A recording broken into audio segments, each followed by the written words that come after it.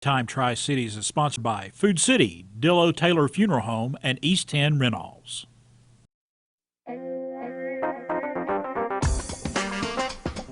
Once again, it is time for our ETSU Player of the Week, and this week it is Olajuwon Pinkleton, and we appreciate you taking some time with us today. Yes, sir. I'm glad to be here. Let's talk about let's look back a little bit to a couple weeks ago. Y'all won against Furman. First time y'all beat the Paladins in a long time.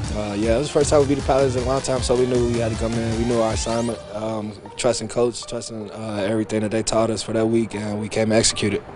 And, you know, we hate to look back, but, man, it got y'all to 7-1 on the year. You're tied for first place.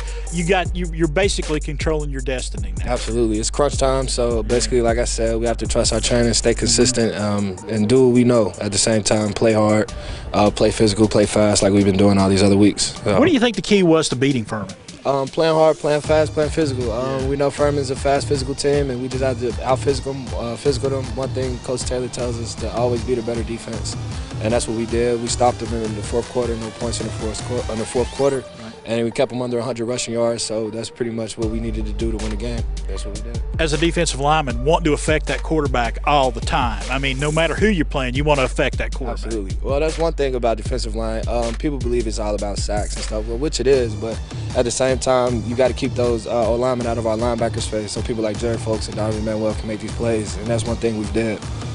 Spilling blocks, just doing a bunch of things, keeping them off of our linebacker, keeping our defense alive. That's basically all we do. Well, before we look ahead to this week's game, let's step off the football field for a second, step over to the classroom, because I was reading your bio and you made the honor roll in 2020. Let's talk about the grades. Let's talk about the class. What are you majoring in? How are classes going? Well, actually, I'm a six-year senior, since of COVID. I graduated already with sports management, and now I'm in a branding and media strategy master's program. So I've always been on my grades. It's just one thing I've always known. I can't play football without my grades. My mom's she did a real great job instilling that into me. So that's one thing that's just always there. What are your plans for the future? I want to be an athletic director if football doesn't happen, but athletic director, and I just want to stay around sports. I want to be around sports as long as I can. I can't imagine myself waking up not going to a sports facility or something like that. So it's just one thing. That's all I want to do is be around sports, really. You're from Ohio, Cincinnati, Ohio. What brought you to ETSU? Actually, Coach Taylor came up to Mount Healthy High School where I'm from, and he just believed in me. I was actually an ex-basketball player. I thought I was going to play basketball. Turned out I'm pretty good at football as well. So he trusted me, and I trusted him. Came down here, visited this beautiful Johnston City. And, I wanted to bring championships to East Tennessee State because, as we came, we lost the program. We came back, we haven't had anything. So East Tennessee State's always just been another team. And I wanted it to make this the school to go to, which we're doing now. So that's all that was about. Well, one way you can do that is to win these next 3 games. But as Coach Sanders preaches, one game at a time. That next opponent up is VMI. Talk to me what you're expecting out of them.